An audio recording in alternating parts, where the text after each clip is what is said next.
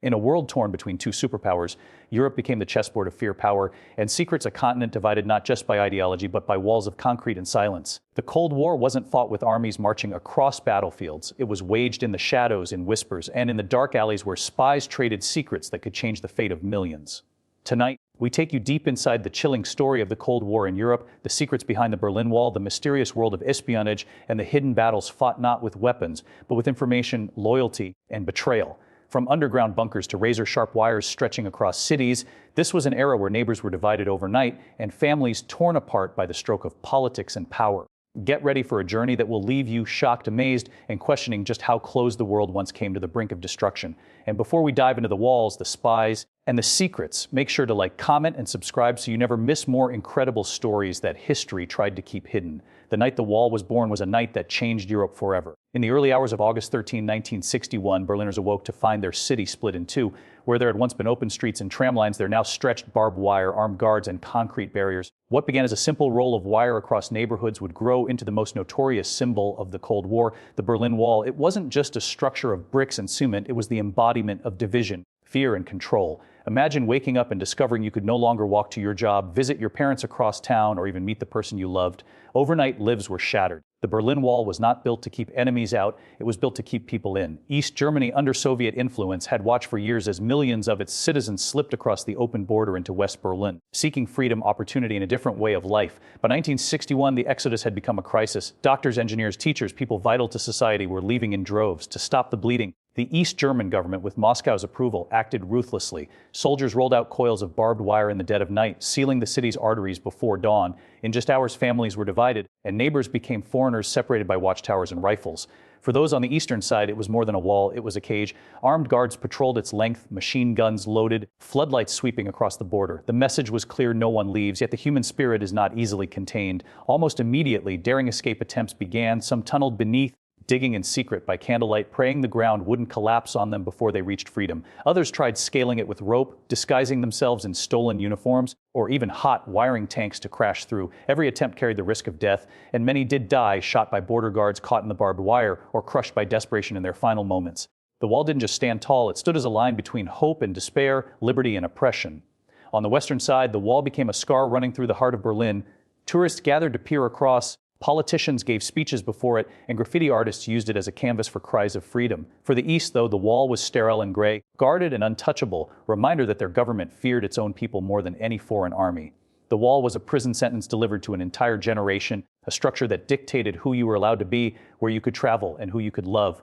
Yet, even as the wall grew taller and stronger, so did the resistance. Stories of bravery spread: families building hot air balloons to drift across the border, engineers wiring makeshift zip lines, and friends constructing secret compartments in cars to smuggle loved ones through checkpoints.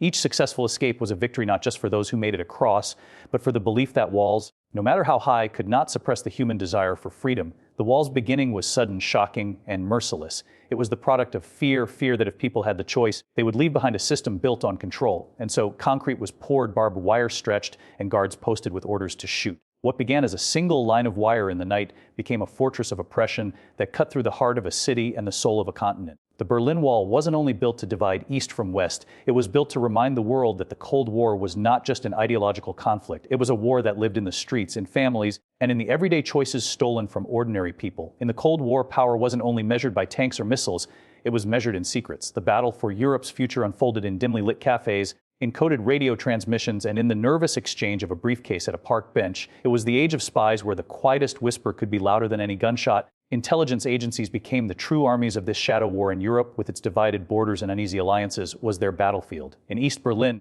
the Stasi, the feared secret police of East Germany, watched its citizens with a ruthless precision. Every conversation, every phone call, every friendship was suspect. Files stacked high in government offices documented the most intimate details of millions of lives. Neighbors informed on neighbors, husbands on wives, even children on their own parents. Trust evaporated. For the Stasi, information was power, and betrayal was its most valuable currency. To live under their gaze was to live knowing your next word could seal your fate. Meanwhile, in the West, the CIA and MI6 moved with equal urgency. The KGB, Moscow's ever-watchful eye, extended its reach into every corner of Europe. Double agents thrived in this climate of suspicion. Men and women led double lives: by day, respected diplomats or academics; by night, silent couriers passing secrets across borders. Some did it for ideology, others for money, and still others for the thrill of deception. A smile at a cocktail party might mask a deadly bargain. A handshake in a crowded train station might conceal the exchange of classified documents that could shift the balance of power.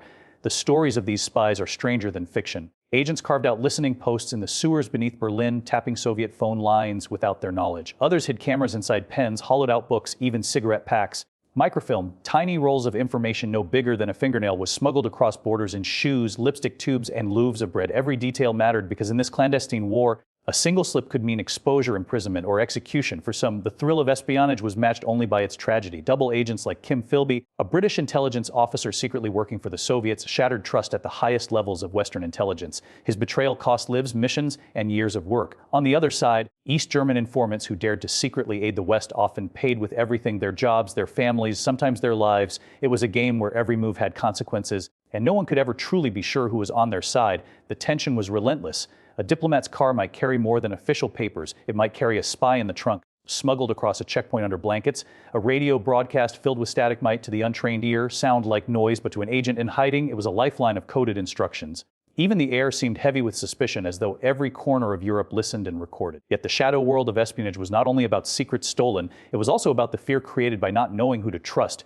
Rumors of moles within intelligence agencies spread paranoia. Was the man sitting across from you a colleague, or was he feeding your every move to the enemy? This uncertainty was perhaps the most powerful weapon of all, eroding confidence and planting doubt deep inside governments and militaries. The Cold War spies fought an invisible battle. There were no victory parades for their triumphs, no medals for missions that had to remain forever classified. Their world was one of silence, deception, and sacrifice. And as Europe stood divided by walls and wires, it was these secret operatives who decided how close the world would come to nuclear confrontation, or whether peace could hold another day.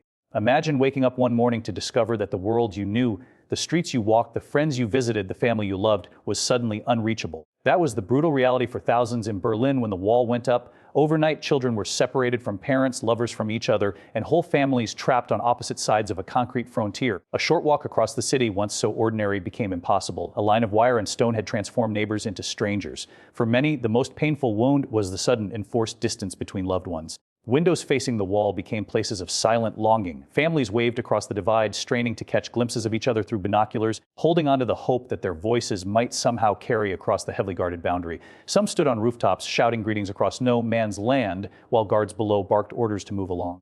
Birthdays, weddings, funerals, life's most sacred moments unfolded without fathers, mothers, sons, or daughters.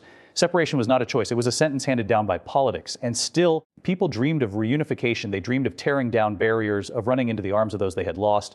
But in the 1960s, those dreams carried enormous risk. Every escape attempt was a gamble of life and death. Stories spread of daring flights across the wall, literally. In 1961, a young East German border guard, Konrad Schumann, leaped over the barbed wire in a dramatic sprint to the west, a moment captured in a famous photograph that inspired countless others.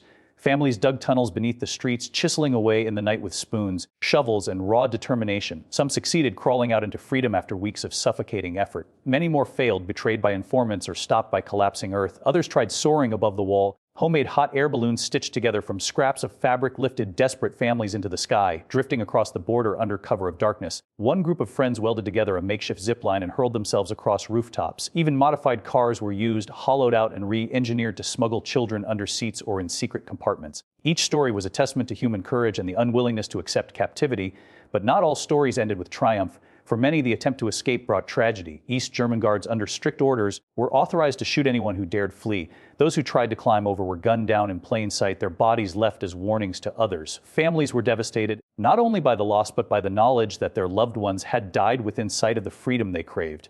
The wall didn't just divide geography, it divided hearts, split in bonds that no government could ever truly erase. In the West, people watched in horror. They saw their city sliced in two, its lifeblood choked by concrete. While Western Berliners could travel and move freely, they lived with the constant knowledge that their friends and relatives were just meters away, trapped behind the Iron Curtain. Journalists reported the human tragedies daily, while politicians debated how to respond without plunging the world into a larger war. The wall stood not only as a physical barrier, but as a cruel reminder that ideology could cut deeper than any sword. Yet even amid the sorrow, hope persisted. Letters smuggled through the post carried secret messages of love. Families stood for hours at checkpoints, holding up signs and photographs, desperate for any connection. And slowly, cracks began to appear, not just in the concrete, but in the system itself. The resilience of divided families showed that no wall, however tall or thick, could fully destroy the human spirit. The story of divided lives during the Cold War is not just about history, it's about endurance, about love tested by politics, and about the unbreakable will of people to find each other, even in the darkest of times. Fear hung heavy in the air during the Cold War, and nowhere was it more palpable than in Europe. This wasn't just a battle of borders and ideology, it was a countdown to the unthinkable. At any moment, the continent could have become the center of a nuclear firestorm. Both East and West knew it, both sides prepared for it, and every citizen from London to Moscow lived under its shadow. The terrifying reality was that Europe stood directly between two giants, the United States and the Soviet Union. Their nuclear arsenals grew larger with each passing year, weapons so powerful they could erase cities in seconds. For Europe, that meant being trapped in the crossfire of a standoff it didn't fully control. Military bases sprouted across the continent, bristling with missiles, planes, and armored divisions. Sirens were tested in cities, bunkers dug beneath schools and government buildings. Ordinary people rehearsed drills they prayed they would never need, crouching under desks, hiding in basements, listening for the dreadful wail of warning alarms. The Cuban Missile Crisis in 1962 may have unfolded an ocean away, but its echoes shook Europe. For 13 tense days, the world teetered on the edge of nuclear war, and Europeans understood that if a single miscalculation occurred, their cities, Berlin, Paris, Warsaw, Rome, would be among the first targets. From that moment on, the fear was constant, lingering like a dark cloud over daily life. Nuclear annihilation wasn't just a possibility, it was a nightmare everyone knew could become reality in a heartbeat. Both sides fueled the tension with propaganda.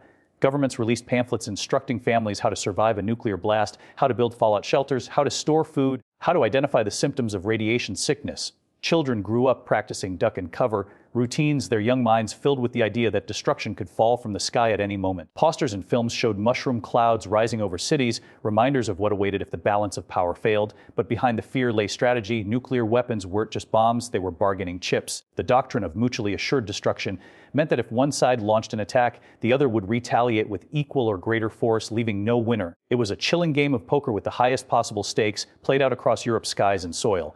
American nuclear warheads were stationed in West Germany, Turkey, and Italy. The Soviets countered with missiles placed in Eastern Europe, pointed squarely at Western capitals.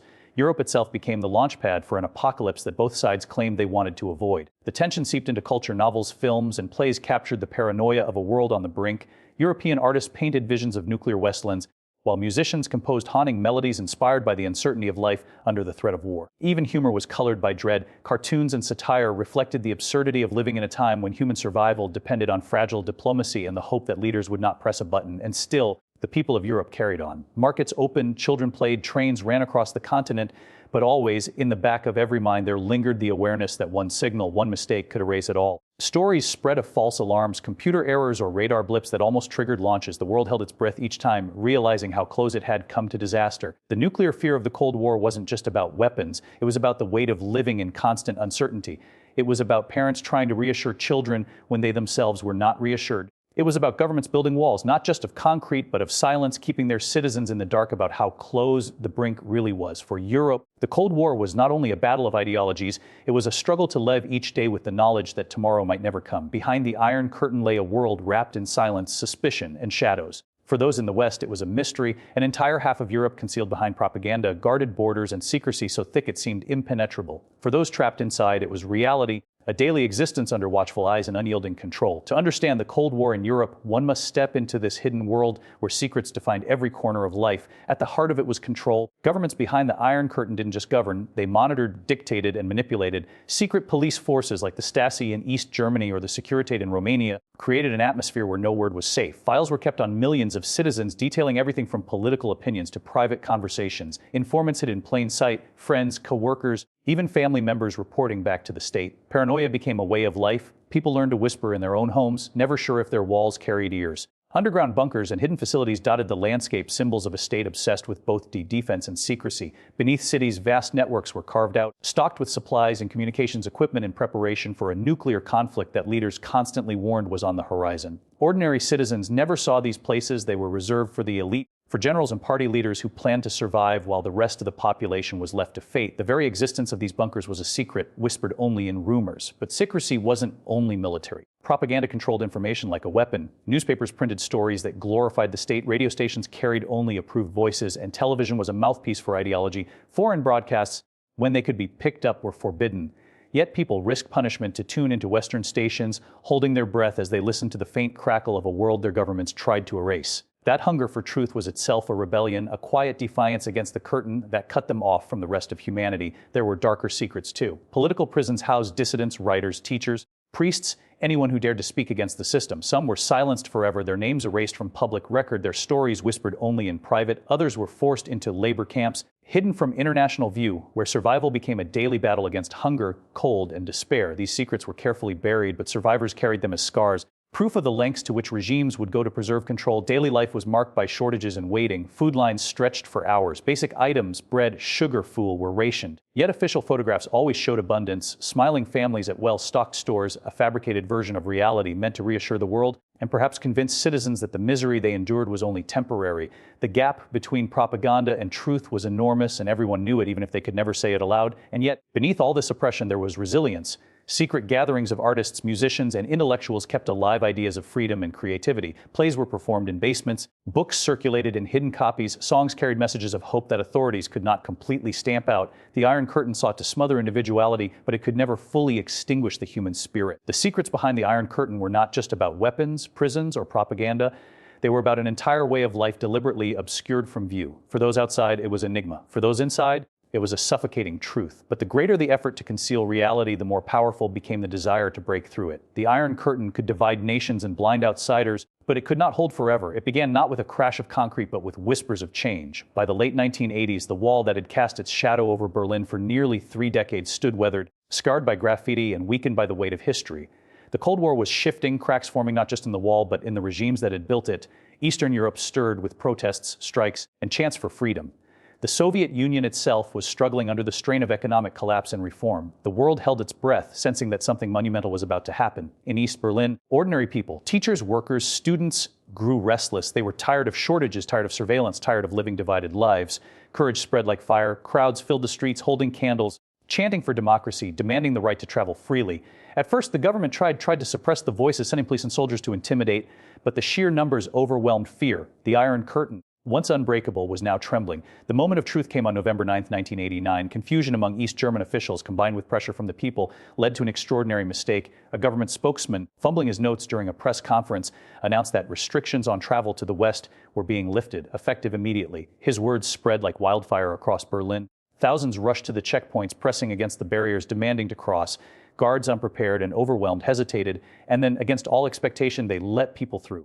What followed was one of the most extraordinary nights in history. Families that had been separated for decades embraced at last. Strangers laughed and cried together, tasting freedom for the first time in their lives. People climbed the wall, dancing atop it, waving flags and bottles of champagne as soldiers stood by powerless. Hammers and chisels appeared, and chunks of concrete were hacked away, each piece carried off as a trophy of liberation. The wall, once a symbol of fear, was being dismantled by the very people it had sought to contain.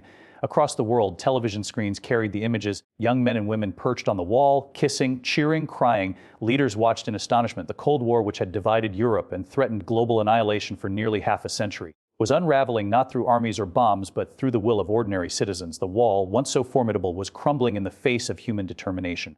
But the fall of the wall was not just the collapse of a structure, it was the collapse of an era. It marked the end of division, the beginning of reunification, and the symbolic defeat of oppression. The East and West were no longer separated by cement and barbed wire. The people of Berlin had torn down the most infamous barrier of the 20th century with their own hands.